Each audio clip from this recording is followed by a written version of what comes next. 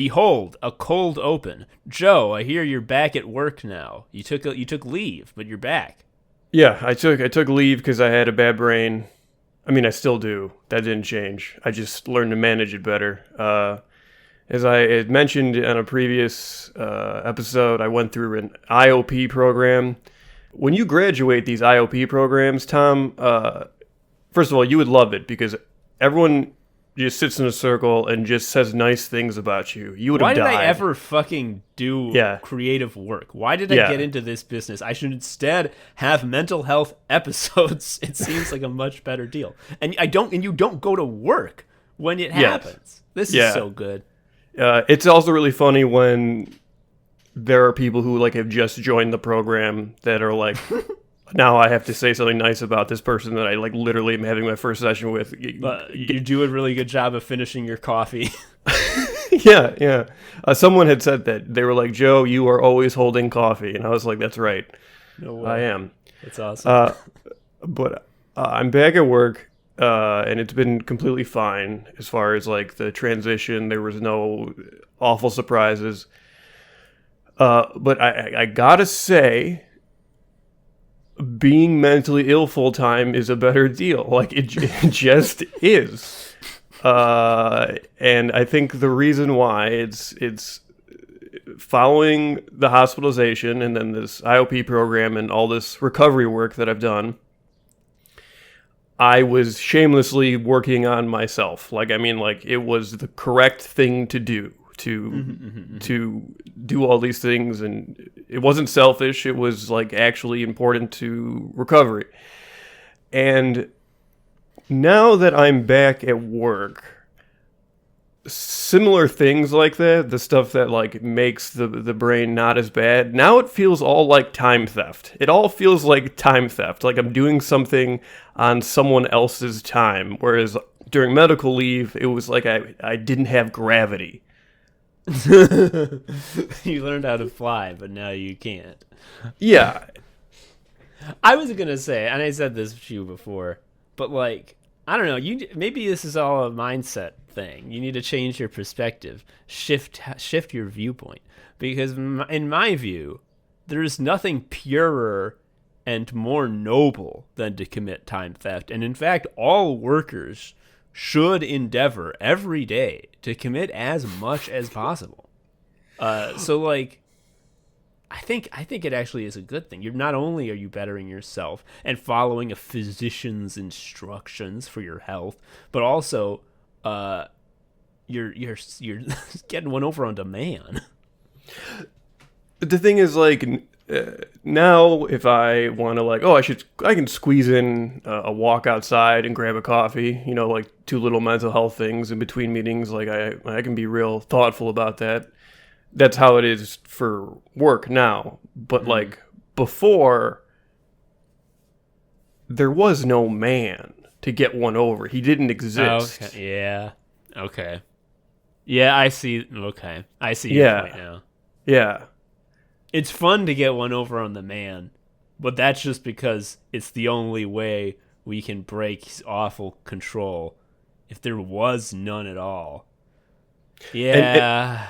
And the thing is, you've never had, like, time where you're not attached to the man. Yeah. Fuck. Having a mental health episode, you're making it sound so good. How do you make my brain worse? Well, I got great news for you because I don't know if you've read the news, but it's going to get a lot worse. So...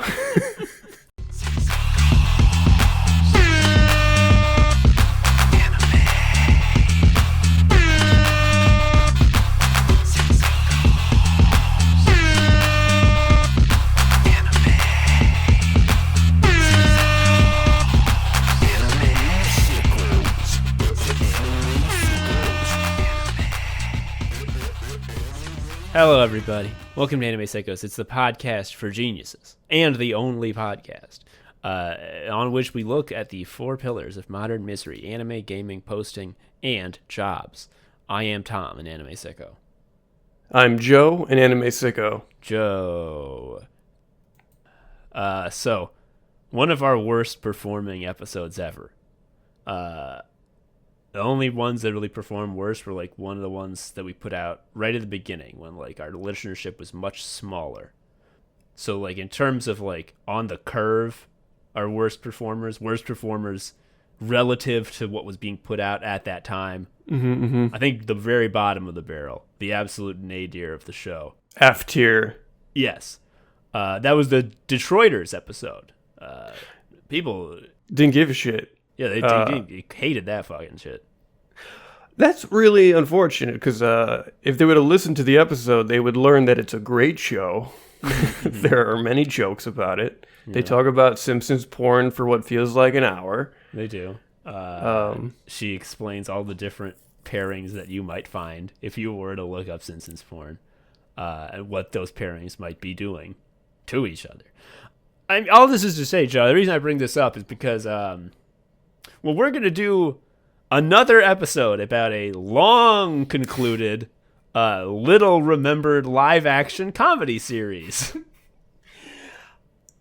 The impetus for this is I asked Tom. I was like, Tom, have you ever seen Eagleheart? It was on Adult Swim. And I was like, no.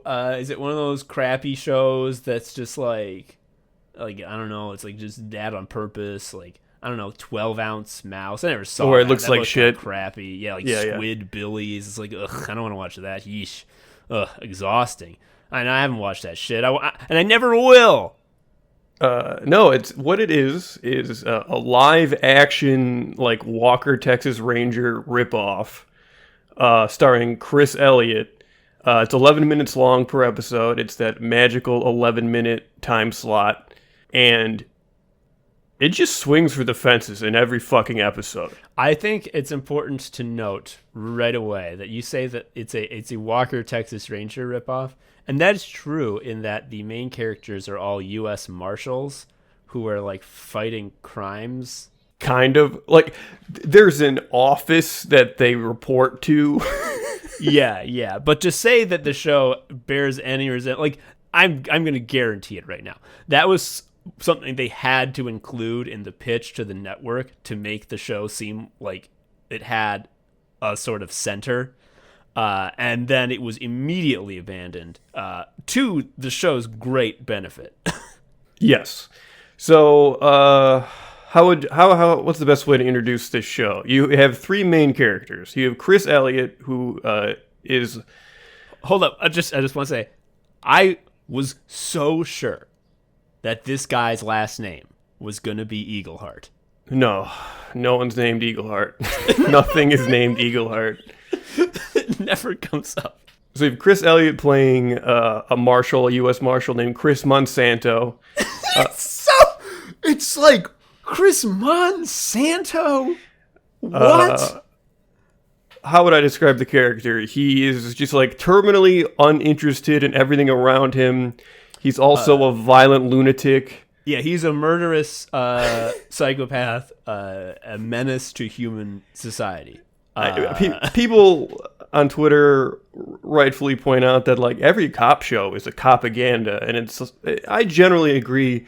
That is not the case for Eagleheart because it is so violent and terrifying, and like not a celebration of any of the things it is. Yeah, Chris is very bad at his job. He murders thousands of people over the series' run, and he's not a good. He's like objectively incompetent, and like he is a dark cancer on the world, which makes it all the more funny how he's just so amiable about it all. Yes, Chris Elliott is a very funny guy.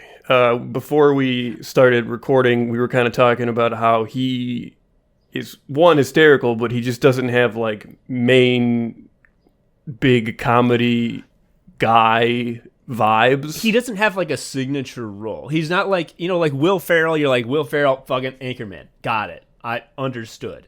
And like Steve Carell, Michael Scott. Got it. Like They have these big star-making characters that are like, they're signature characters.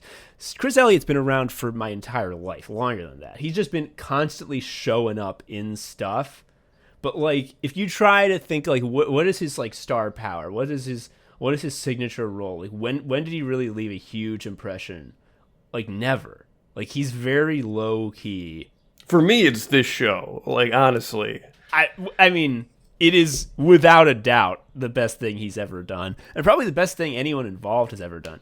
Actually, I think before we get into too much specifics, we should talk about the actual process of you showing this to me, because I believe that you were a little nervous about. I was showing someone a comedy or something funny is like a very vulnerable thing, and even you and I, who work on stuff all the time and have I think it's safe to say, very similar tastes in a lot of things, it's still a little vulnerable. And I was like, all right, well, I also haven't really watched this in a long time. I just remember really liking it, and I think Tom should see it. Also, it's from the first season, at least. It's from 2011, which we have made many jokes to the effect of... A cursed time. All comedy from 2011 is anti-Asian. And I gotta say, one of the episodes is that. Yeah, yep. Oh, luckily it's 11 minutes. You can skip it really easy. It fucking sucks. It's a bad episode, folks. Anywho, but another reason that it makes sense to be nervous showing someone Eagleheart is that it really, like, I had never heard of it once. And you'd think that, like, if there's a great piece of comedy, it's going to leave some sort of cultural impact. Like Mr. Show, it wasn't a big hit in its day, but it's, It made so many insufferable nerds. Yes, it made so many insufferable nerds, and also Bob and David have went on to become superstars since then. The Venture Brothers, like, it's obscure, it's niche, but, like, it is so acclaimed with, like, the people who know, like, the people who have seen the Venture Brothers know, like, this is one of the all-time shows. Like, it's an all-timer, no debate. Everyone how many agrees. Blog pieces have been written about how it's actually a show about failure and stuff like that? Well, if you have think pieces about it, folks, and like even Detroiters. It's like, oh, this is a little fucking Comedy Central show that got canceled because no one was watching. Ha ha. But, like, now you can be like, well, actually, don't you like I Think You Should Leave? Don't you like the stylings of fucking Tim Robinson? Well, Tim Robinson yells in that show, too. Like, you're going to like it. It's fine. It's just long I Think You Should Leave sketches, all with the same two guys. Like, it's great.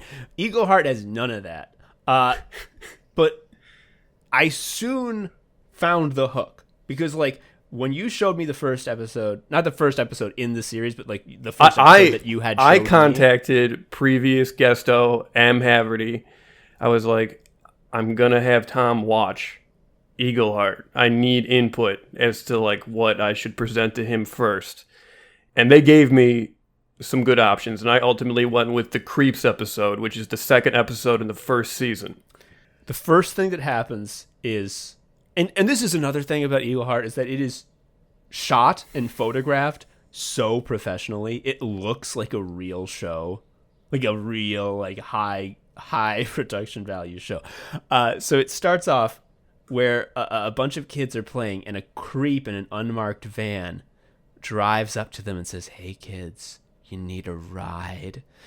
And I have comic books and candy." That was it. Yeah. Yeah, it's like, it's free. I'll take you anywhere you want to go. And they get in, and it cuts to him dropping them off. You can see in the open door that there's a bunch of comic books and candy that they have been enjoying. He waves to them as they go home. And then Joe, what happens? And then a semi-truck trailer pulls up next to the Creeps van and is like, "Hey, dude. You need a ride." You need a ride? I got pictures of Siamese twins if you want. And he's like, "Oh, yeah, I'd love to see that." And then he backs his creeper van up into the semi-truck trailer to get a ride. Cut to, he's found dead. Okay. Immediately, I'm like, this is so fucking funny. I love this. They did 2 title cards. Like, when the kids get, like, proposed creepily, it does, like, the dramatic title card. And then when the bigger creep predatorizes the smaller creep, it does a second title card. It's so fucking funny. So dumb. And I immediately knew, like, okay, this is some shit that I'm going to love. I can't believe that I have 3 seasons of this to work through. It's going to be such a treat. I'm just thinking, like, how did this get by me? You know, like, where is this from? Like, who is doing this? Because I don't know. Like I said, like, it feels like, how did this completely evade my view? You know, this is so much up my alley. There must be something about this that explains why it hits me so hard.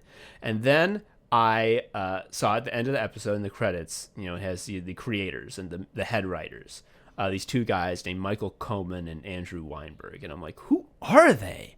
And I looked them up, and turns out that the 2 of them were on the writing staff of Late Night with Conan O'Brien in the 2000s, which coincidentally was the time of my life when I watched Late Night with Conan O'Brien every day of my life. And so I was like, like, this is the little sketches on Conan, but it's the whole show. There's no celebrity guests, there's no terrible monologue, it's just the fucking bits. And like, to make an even stronger connection, I don't know which one of the 2, Michael Coman or Andrew Weinberg, but one of the 2 of them was the writer who came up with perhaps Conan's best bit ever, the Walker Texas Ranger lever, which dovetails perfectly into the U.S. Marshals setting of this show. Did you ever see the Walker Texas Ranger lever? Yeah, it was such a good bit. There's a big lever on his desk, and then some insane shit is shown from Walker, Texas. Walker told me I have AIDS is like one I remember. Yep. Another one I think about a lot is Walker Texas Ranger is like walking on like just sort of an open field, and then he gets down and like smells it and is like, a plane crashed here. That is pure Eagle. Like, Chris Monsanto would do that. Oh my god. I remember when the first episode where the Walker Texas Ranger lever got introduced, and it was like watching Goku be born. It's just like, I know that this is really important. Like, this is something that's going to be with me forever. So that is why Eagleheart's so deeply hooked into me, because that sort of comedy style was like my fucking manna from heaven as a high schooler, and here it is in its purest form. But speaking of purest form, there is one bit from the Creeps episode that, and I don't want to get too much into just reciting jokes from Eagleheart. We're going to be doing that a lot. But however much we do it, it's going to be the minimum that we can possibly achieve. There was one joke from the Creeps episode that made me fucking die. And it's so much to do with how Chris Elliott is as a performer. And it's very much in that same style that we were describing, like how he's like so low key. He's very subtle. There's never like a big like pow star energy to his comedy and his delivery. It's all so sort of like, just like, it's mundane how insane he is. Like, there's nothing unusual to the fact that he's like this. It's just normal. Which is, the joke is, they're discovering that the reason that creeps are being killed, or rather they're about to discover the reason that creeps are being killed, is because someone is stealing creepatin, which is the enzyme, the hormone that makes someone into a creep. And the clue that is about to tip them off is that the medical examiner who is dissecting all of the corpses of the murdered creeps says to Chris Monsanto, all the victims have had their gallbladders removed. What does Chris say in response? Who cares? It's just, oh, what a line read. It's so good. Who cares? The timing is so fucking perfect because there's no space. There's no air between those two lines. No, he almost like cuts her off. He really doesn't care. It's like, they've all had their gallbladders removed. Who cares? It's because, and I mentioned how like this, it looks very professional. Like, it looks like CSI. Like, this is the set that they do the medical examinations in CSI. The medical examiner looks very serious. Who cares? It looks better than Walker Texas Ranger, which is fun. Like, it literally does. It's so good. It's so good. Turns out they were all missing their gallbladders. Who cares? You know, okay, here's what I think about Chris Elliott. because like what is it about him that is his unique selling point? Because we've been talking about like how he does not have this big star energy, which is why he's never been a big fucking star. One of his issues is that he looks like Tom Green. He looks like utter shit. Like he has the worst face. And he wears the dumbest wig in this entire series. Because he's like bald in real life, but Chris Monsanto has terrible hair. Yeah. He looks like shit. But also, so here's what I think that is his selling point. There are so many parts of this show where I think to myself, like the character actors who they hired to do this one scene, because it is, they're so short. These episodes are 11 minutes long. So like your no-name character actor who's just doing a bit that's probably like not even a full work day of work for them. So, and I'm imagining like they're probably at least 3/4 of these actors have no fucking clue what's going on in this show or like what these jokes mean. I think the thing that Chris Elliott brings is that no matter how dumb and weird and high concept and surreal your jokes get, he's always going to be like, yeah, that's good. Like, I get it. The chief is played by the guy who plays Paul Kinsey in Mad Men, and they have him in just he talks out of his mouth in a very strange way. He's like covered in bronzer. He's wearing suspenders. He's constantly in a position where he is like trying to smush his chin into his neck to make as many chins as possible. And he talks like that as well. He's like, "Oh, Chris Monsanto, you need to take down the drug dealers." And he always has a big cigar that he's like wrapping his lips around in the grossest way. He lights a match off the back of his neck at one point. I think we need to talk about his two Marshall sidekicks, Susie and Brett, because they're so fucking good. So Susie's job is to be like, I guess, the most realistic one. Like, in the first season, she doesn't really have a ton to work with, like, joke-wise. She does tend to be the straight man. But in seasons 2 and 3, she really is allowed to go nut to really become a weirdo. And the same level of stupidity as Chris and Brett. But Brett, played by Brett Gelman, who I've only ever seen play like scary, threatening, creepy sleazes. Oh, he's actually just a fun guy. Yeah, Brett is like a big baby. He's so stupid and always so sunny and happy to see Chris. Yeah, there's an episode where like he is Chris's sidekick to the point that like they do a drug bust where he beats up all the drug dealers by swinging Brett around like a human bat. Yes. The conflict there is that Brett doesn't want to be a human bat anymore. He wants to be his own man. So he ends up being a human bat for the drug dealers. And like his replacement, who everyone thinks is so much better than Brett at first because he's like an adult man and not a little baby. Like everyone loves him. He has lobster hands. Yeah, he has lobsterly doing sexual harassment. Yeah, he's constantly trying to pinch Susie, and she's like, "Don't do that." And he's like, "I'm a nice guy." And everyone's like, "He is, Susie. He is."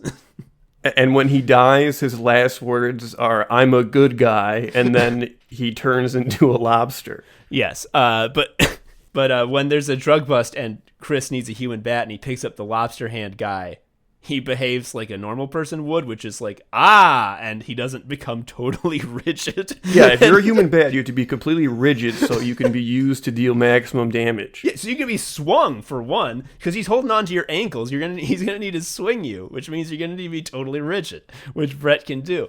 It's so dumb. This shit's like... I think something you'll hear often in this episode is it's so dumb, and that's the smartest shit in the world. This is something that we love to do with Sickos, with our writing. We did it in the Sickos play, the Modesty City play. We are doing it in the upcoming Sickos Secret Project, which is to just the plot will just decide that something's happening now, like this is what's happening now, and the physical laws of the universe will change. Yes. To enable that. So like an example is in Modesty City in our play, the story says now people are working in offices, even though it's pilgrim times. And so what happens is our characters say, wow, an office building showed up and it's full of computers. How did it get there? I don't know. And then we never talk about it again. That is like, so that is what Eagleheart's all about. It's both funny and a smart choice when you only have 11 minutes. Because you don't have time to explain everything. I think, I know we're not going to just do an in-depth analysis of episodes, but I think there's some that we need to, though. I think the Sky Crime episode is sort of like Crime. It's sort of the DNA of the whole experiment. So the premise of the Sky Crime episode is that the law only applies to the ground. Right. So, like, if you kill someone in a blimp, it's fine. It's not illegal. If you are on a trampoline doing drug deals, it's not against the law. That is one of the funniest fucking visual gags. It's two guys on like mini trampolines just bouncing like 1 foot in the air, and in the middle of the bounce, one of them hands over drugs and the other hands over money, and it's legal. Why does this matter other than it being funny? Because there's a huge crime blimp that floats above the city. It's owned by the Baron. And it's like, this is the thing. This is what we were talking about. It's just like it starts out totally normal. Someone says, "Whoa, someone got killed in the air." The chief says, "Well, there's nothing we can do about it because all crime is legal in the sky." He says, "Really?" And the chief's like, "Yes. For example, look at the crime blimp." And then now the crime blimp is what the rest of the episode is about, and just no time wasted. Yes, there's a really good sequence before Chris Monsanto gets to the crime blimp where he just has a jetpack and he's just shooting criminals like from the sky like it's GoldenEye, and like everyone's like, "Thanks, man." It's just like really over the top and violent. Yeah, he's killed so many people, and then there's a shot of like 15 dead bodies, and like all the suburbanites are like circled around him cheering, and it cuts to him in his jetpack doing a like aw shucks gesture. Yes. These little fucking moments are so good. Yes. We also have to talk about the I think signature line of the episode. They kill the Baron. They save the kidnapped marshals from the Sky Crime blimp where they were going to kill him. And Chris is about to parachute down to safety, and he realizes, I should probably blow up the blimp. And he remembers for an incredibly long time. It's one of those bits where like it's 2 seconds of footage that's being cut back to, but it's being cut back to and edited like out of sequence in every possible configuration so that these 2 seconds of footage last like 30 seconds. And he remembers how the Baron said there's no smoking allowed because it's a hydrogen blimp, highly combustible. And so he decides to light a cigar and toss it into the blimp before he leaves. And Joe, what does he say? I guess this is one instance where smoking does kill. And he throws the cigar, and before he jumps out, he does a little yes, which is like very fun. We mentioned that Chris Monsanto kills a lot of people. This show understands that one of the funniest things that can possibly happen is to have a like unspeakably gory act of violence happen so fast and so quickly and have nobody like react to it. Yeah. There's an episode called Death Punch, which is about a secret punch that you can do where like if you do it to someone, they pop like a blood balloon. Yeah. It's it really just goes to show that like you have all these computer graphics at your disposal. You can spend millions of dollars putting computer graphics on the screen.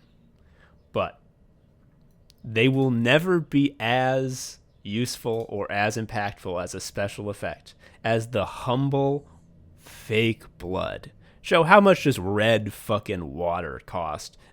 Nothing. It's nothing. It's minuscule. It's a rounding error to the budget of an actual TV show. So, knowing that, what the hell is the excuse of all these shows for not having people pop like a blood balloon? Because the very funny thing about the death punch is that it looks like an incredibly normal punch, except there's a... It's not even a punch. It's like a softball underhand throw. It's a very awkward gesture. And then there's a one-frame cut from when there was a guy there before, and now there is, like, conservatively 20 gallons of fake blood thrown across the entire room. So funny.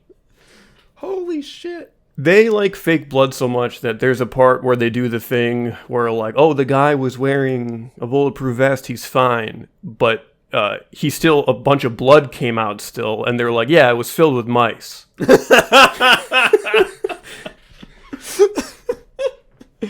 Oh my god, there's one bit that I love when where it's all the partners that Chris Monsanto had before Brett and Susie and how they all died, and they all died in the same way, which was he showed up to this drug dealer who's got to get on a plane, and he was struggling to think up a good one-liner about planes, and while he was standing there thinking, his partner got shot, and then it cuts to the next time with a new partner, and he gets a little bit further into the one-liner before he gets writer's block again, and his partner gets shot, and he finally gets the one-liner out perfectly, and him and his partner do a leapfrog move to take out the bad guys, because the bad guys are standing in two parallel rows, so they leapfrog each other, and when they do, they kick their legs out, and they kick one guy on either side.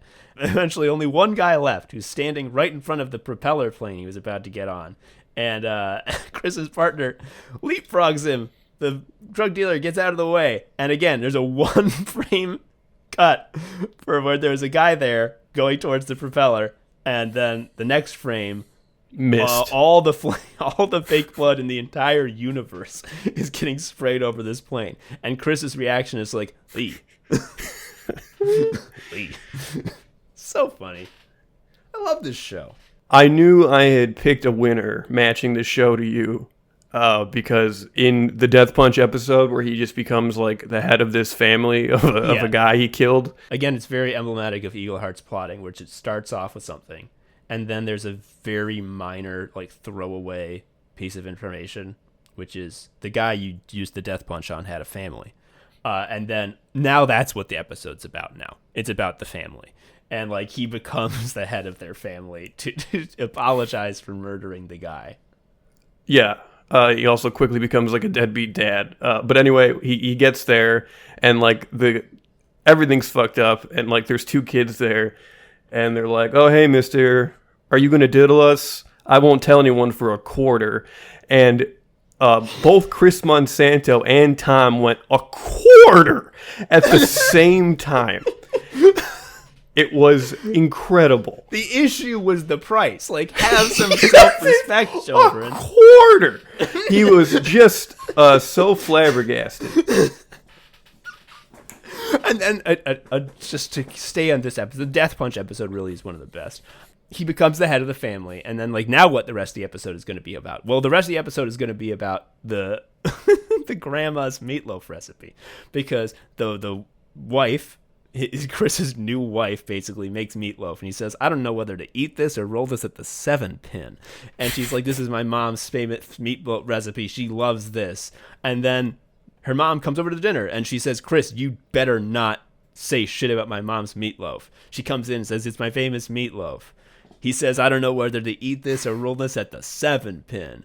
The wife gets so mad that she leaves and takes the kids, leaving the grandma and Chris alone. She says, how dare you say shit about my meatloaf? He says, lady, I didn't know whether to eat that or roll it at the 7-pin. She reveals... They just drive this into the ground. They just absolutely kill this. She reveals that she actually hated the guy that Chris killed, the previous head of the family, because he was always trying to steal her meatloaf recipe. Cut to a flashback where he, at dinner, says, regarding her meatloaf, I don't know whether to eat this or roll this at the 7-pin. She then explains that he wanted the meatloaf recipe so that he could win a bowling tournament. Yes.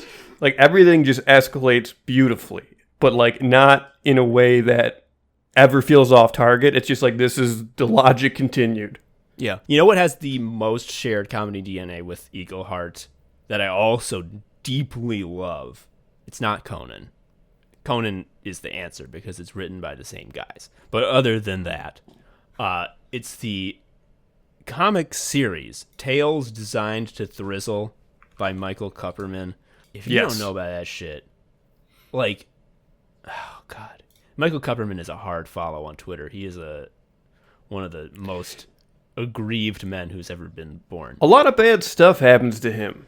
Yeah, but his comics, like I'm looking at one that I sent you before that is just a 4-panel comic called Picasso, His Astonishing Life, narrated by a hamburger.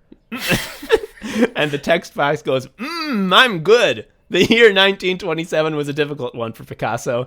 It was between 1926 and 1928, and he wasn't as delicious as I am. Picasso in the picture says, what the hell kind of narration is this? Huh? And I won't say the entire thing, but it's a very similar escalation in 4 mere panels to what we described with Eagleheart, with the death punch.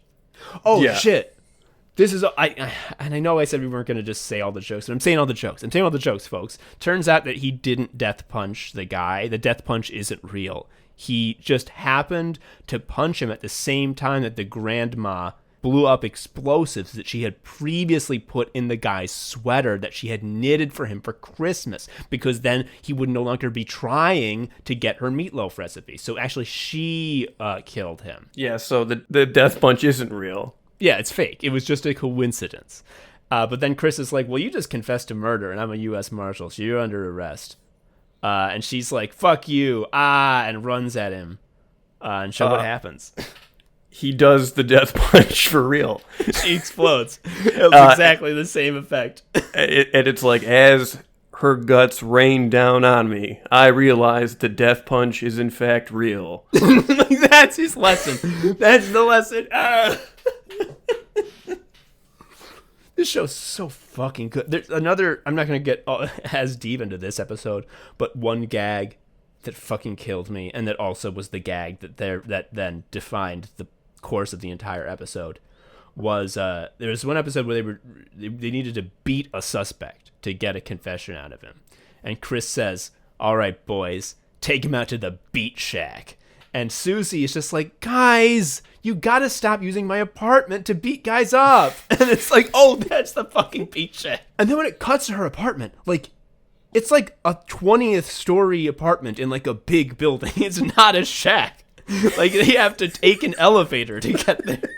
They just use her apartment. What is it about 11 minutes? It's just the perfect amount of time for jokes. It's also a perfect amount of time for, if there's a premise that just isn't working, you don't have to suffer through much. Like we talked about there's an anti-Asian humor episode. The gag is there is no such thing as Chinese people. They're just like a species of like underground people who can like give themselves the appearance of Chinese people in order that they can identify themselves on the surface. They can recognize other ones. It's not very funny and it's kind of offensive. But there's another bad one where the thing is there's a hermaphrodite who can't go through the male or female security lines at the courthouse and is thus able to take a gun in and shoot witnesses with impunity. So they have to give Susie male hormones so that she can be the person who pats the assassin down. I remember this, yes, because she gets like big eyebrows. Yeah. The gag is male and female hormones. What a freak. And it's like, that's not funny. I would skip that episode if I were you. But 11 minutes just means that in a good episode, which is all but those two, 11 minutes means like every single second you have to be making a gag and swerving the plot hard. You don't have any time to breathe. You also can't be making choices that have to be explained too much. For instance, on the Sky Crime episode, Susie and Brett get captured and they need to be rescued from the blimp. And it's like, well, how do they get up there? And it's stupid. It doesn't matter. There's 2 cartoonish hooks that come down and get the back of their pants and drag them up. Yep. That's it. There's one bit where there's a cake baker who every time Chris gets a kill presents the marshals with a cake with custom cake toppers that depict the kill that he's just done. And later on, they find themselves in the bakery that the cake guy like works out of. And he's like a god. Yeah, because they see a cake already made that depicts the kill that he just did in the cake shop. And they look down the kitchen, and there's an infinite hallway with infinite cakes displaying infinite kills that Chris has yet to do, but is destined to do. And it's just like, okay. Yeah, all right. And I think to show his power, he squeezes the leg off of a cake topper and a guy's leg explodes. Well, no, what it is Brett finds a cake topper of himself and is like, should I take a bite out of this? And the baker, with this look of utter horror, goes, no. And he bites his leg off, and his actual leg falls off. And he's like, oh. Another thing that makes the 11-minute time slot so tasty is when they have guest stars. And there's some funny guest stars on this. Guest stars are only going to be on screen for like 5 minutes total. And they're probably going to die. They're die every single time. It'd be stupid for them not to, especially because they correctly understand that having characters brutally murdered in the most gory possible fashion and having no one react is very, very funny. So you'll get stuff like the guy, who plays Colin Robinson in What We Do in the Shadows. He shows up and he's like a junior marshal, and you're like, well, he's gonna die.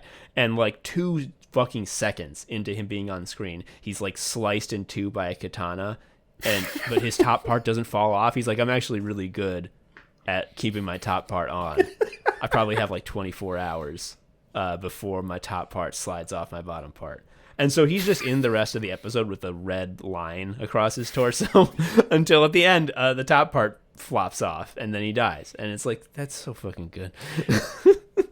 There are jokes that I get envious of. Like, I wish I could experience that moment of creation. And like the red line joke, I'm good at keeping my bisected halves on top of each other is one of those. It's very funny. Oh, I remembered. I'm jealous. Here's how he actually falls apart. I thought it was he just fell apart, but I'm remembering now. What happens is there's like a dog that's going to tackle him, and in order to dodge the dog, Chris uses like a hook, like a construction hook, to like hook the top part of the guy, lift up his top part off his fucking legs. The dog that tries to tackle him just whooshes through the empty space, and then Chris lowers the top half back down onto his legs. And for a second, he's like, hey, it worked. I'm still... And then he falls off. Really, this is just a juggernaut of physical comedy. Like, it just is. It's so good. It's so fucking funny. Season 3, we gotta talk about Season 3. So all throughout Seasons 1 and 2, these have been just one-off gags with nothing connecting them. There's very few things that stay true from episode to episode. We talked about how Brett's leg fell off when he ate the leg off his cake topper. His leg's back. Who cares? Yeah. Season 3 is like one big story. It's like it stops being episodic and starts being serialized. And as good as Seasons 1 and 2 are, Season 3 I think is like better than both of them combined.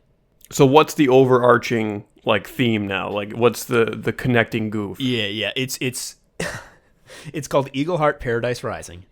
And Brett is dead. In a horrible accident, Chris had thrown him into a wood chipper when they were fighting bad guys, and he died, and it was perhaps the goriest of all the death scenes in the entire show. Just truly astounding amounts of fake blood being shot out with incredible force. And so he is nervous that people will find out that he killed Brett, and he is eventually framed for killing Brett. And he's like, oh no, I'm on the run. He finds evidence that proves that he did not do it. He was set up because there's a brand of because there's a brand that throughout the show is advertised constantly that produces martial killing technology. Edelman's badge seeking bullets is their flagship product. But turns out he was made to wear an Edelman's brand magnetic belt, which that's what sucked him into the wood chipper. And so he's like, I'm I'm not the murderer. I'm exonerated. And he goes to the marshal's office to prove it. And they're like, we don't care. The marshals have been evil all along. We're an ancient cabal run by the ancients to find the 5 chosen ones. And Brett is one of them because he isn't dead after all. We actually we made you think he died so that we could use him in our ritual. And now you've outlived your usefulness, Chris Monsanto. And then he and Susie go on the run. And he and Susie go on the run is like the majority of the season. And that's when we get back into the standard Eagleheart shit, which is like every episode is like, we're on the run. And then some shit happens. And it's like, now this is what the episode's about. And then when it's over, like they meet Joe Estevez, who's actually played by the real guy. And they think he's Martin Sheen. And he tries to get them to believe he's Martin Sheen and trick them into giving him free food. And when they don't, his move is always to kill himself. And then when they're like, oh my God, you're dying, he's like, get close to my face, and he shoots his soul out of his mouth into them and possesses them. He then uses their body to get free food. So this is anime. We're talking about anime. This is like kind of Death Note stuff. Yeah. And then he gives the free food back to Joe Estevez's dead body. He defibrillates Joe Estevez's dead body, which in this world cures gunshot wounds. He comes back to life. He shoots his soul back into his original body, but he now has a lot of free food. He does this like 10 times. Like that kind of shit. Fuck. Okay. And then it just gets so good. Joe, just the jokes. I will say, I don't want to say just every joke that happens, but we're doing that. That's what's happening.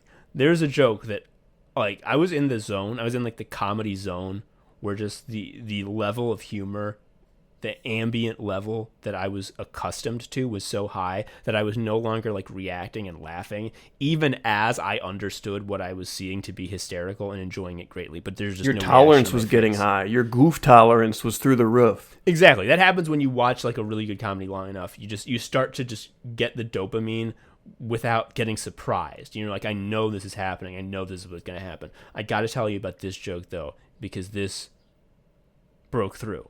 And I started cackle laughing so loud that my wife, who's on the other side of the apartment behind a closed door, was like, what the fuck is going on? And had to check on me. So, throughout this episode, Chris Monsanto has visited his retired marshal sensei, like his teacher, who is his mentor, who taught him how to be a marshal. He's retired. He was pushed out of the marshals, but also, he says, I was partially pushed out. Also, I wanted time to work on my prog rock album. And so he wants to know, like, what's going on? What's the deal with the marshals? What's this secret cabal of ancients? And he tells him a bit of information, but mostly he wants to tell him about his prog rock album, Paradise Rising. Turns out the subtitle for the entire 3rd season, Paradise Rising, that's what it is. Wonderful. He's like, the thing about prog rock is that I very quickly encountered a dilemma. No human being could play the music that I had composed, for it was too complex. So he clones a band of different versions of himself with spliced genes. The guitar player has 20 fingers. The drummer is nothing but arms. The singer has a giraffe-like neck so that he can have a 12-octave vocal range, like a giraffe. The bass player was born dim-witted and without an ego, so that he would be willing to play bass. And they finally got the tape. And when Chris leaves, the evil marshal is like, good job steering him wrong. Now your reward? I'll give your tape to a hot record executive. And he's like, really? He's like, yeah. At the very end of the episode, we cut to the record executive listening to the tape. He pops out of his tape machine, looks at it with a buoyant look, and he goes, wow, this is just what I've been looking for. This is really gonna sizzle and pop. Take it to the top floor. We then cut to the top floor. Turns out that is where they keep the furnace they use for burning tapes. They throw it in. Sizzle and pop.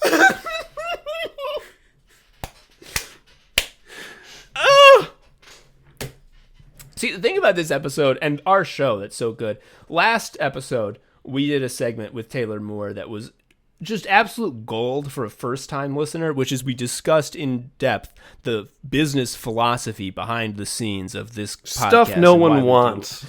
Yes.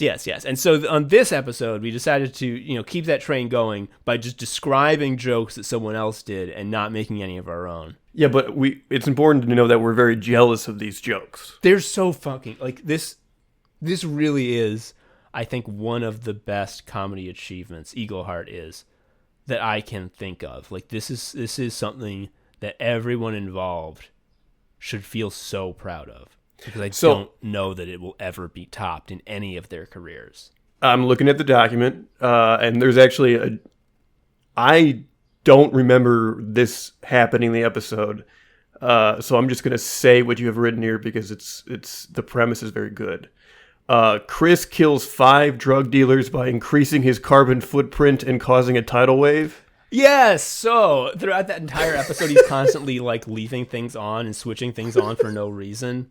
And people are like, well, Chris, what are you doing? And like turning them off after him.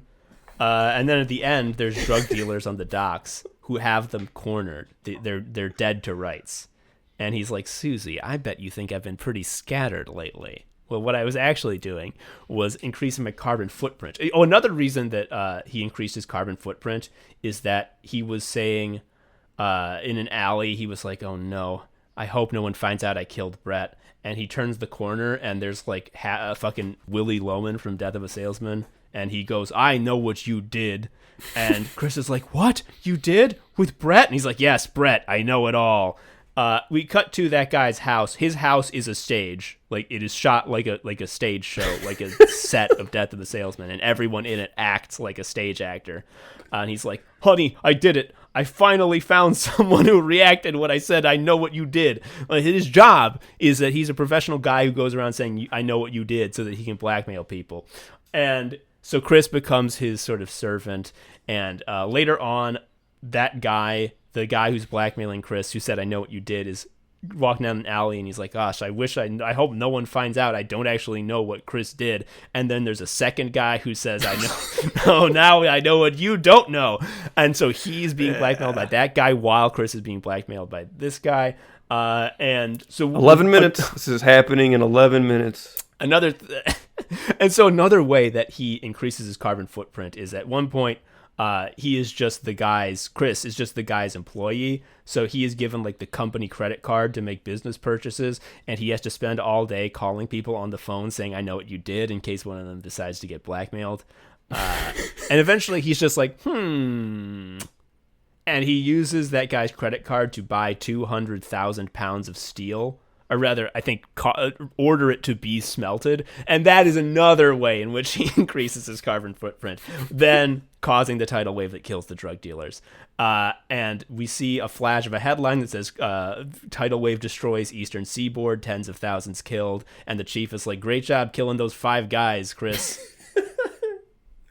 I love when the chief rightly points out after the crime blimp explodes, oh, you must have killed hundreds of people. That's so good. Fuck. So, Joe, obviously, given that these people have created a unique and stunning work of comedic art, I'm sure they were rewarded greatly for their immaculate achievement. I'm sure they now really just reaped the benefits. No, they got what I think we should start considering calling comedy raptured, by which I mean they did something so good that they now write for SNL and their life is over. Yeah. It sucks. I think something that's good about Eagleheart, and I think a reason why it didn't, get huge, and why these guys had to get comedy raptured to comedy hell, and why Chris Elliott, despite being so fucking good at this, is like never gonna be like big. He's never not gonna be niche. I think it's because Eagleheart recognizes what we recognize, which is that doing something wrong on purpose is very funny. Oh, it's so funny. It's honestly all of my intrusive thoughts are some version of like, what's the most stupid way I can be doing this right now? What if I did this wrong? What if I did this wrong? Like, objectively, everything about Eagleheart, all the decisions it makes, they're not going to give you a successful show. They're not going to make this show a hit. They're so weird. Everything is so fucking weird. The tone is crazy. There's so much brutal violence that is treated so flippantly. None of the characters are likable. The closest to a likable character is Susie, but she becomes deranged. She eventually becomes clear that what she really wants to do more than anything is put on a show called The Appapals, where she has these puppets that she has made out of disgusting rotten apples, and she has them act out things that happened earlier in the episode, but in a very annoying voice. I was gonna say there's an early episode where she finds out that she gets unbelievably attracted to people who kill public figures. Yes. Fuck. Forgot about that one. Yeah. Brett accidentally, when they like solve the case, Brett twirls his gun on his finger and accidentally shoots the governor. And she's like, Brett, what are you doing later? The gun twirl that he does and the fumble, it's flawless. Yes, it's Charlie Chaplin good. Show's so fucking good. Doing it wrong on purpose, folks. God damn it. You know what's so great about the 11-minute show also? Is that there's only like 30 episodes of this. They're all 11 minutes long. That means that watching everything takes 5.5 hours. That's like 2 medium-length TV watching sessions. Like, you can knock this out so fast. And it's on HBO Max right now, which is the best streaming service. If you're going to have one, have that one. Holy shit. I love it. I might do a full rewatch, like, already. The 11-minute time slot is great for rewatching, and I think my example in my life of just like endlessly doing that is the first season of Tim and Eric. Like when I lived with like 3 other guys, that was just like on the TV all the time, and like because it's 11 minutes long, like what is the full season, like an hour? Yeah. Yeah, like nothing. So good. Fucking Christ. And also consider that 2 of those episodes are real stinkers. So it's not even 5.5 hours. It's like 5 hours and 10 minutes. Yeah, but the ratio is really good. The ratio is insane. Oh, God. I also, this makes me want to read Tales Designed to Thrizzle again. That really, I mean... Chris Elliott has a book. He has a novel. He might have more than one, but I read it a while ago. I remember nothing about it. It's called Shroud of the Thwacker, and it's about himself, like he's the main character, which is always a wonderful move. And he is sent back in time, and he has to contend with like a Jack the Ripper situation, but it's like the Thwacker instead of Jack the Ripper. I don't know when I read it. It was so long ago.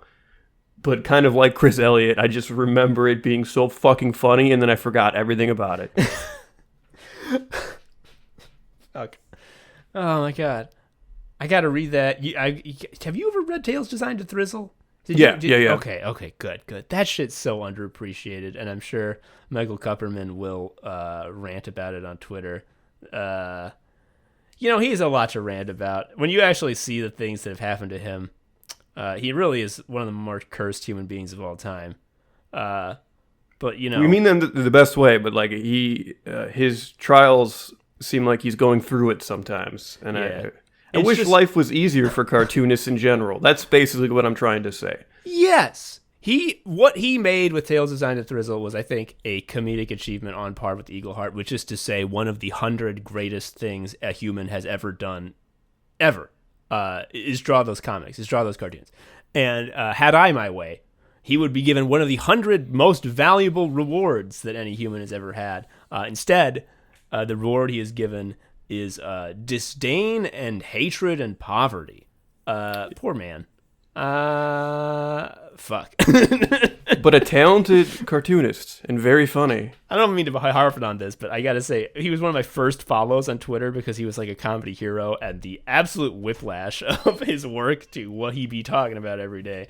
Well, it made an impression. It never left my brain. That's why I'm still talking about it now. Anywho, that's all the time we have for Anime Sickos. Watch Eagleheart. Like, what are you? It's a 2-hour commitment if we're being honest. Yeah. You can probably just skip right to season 3.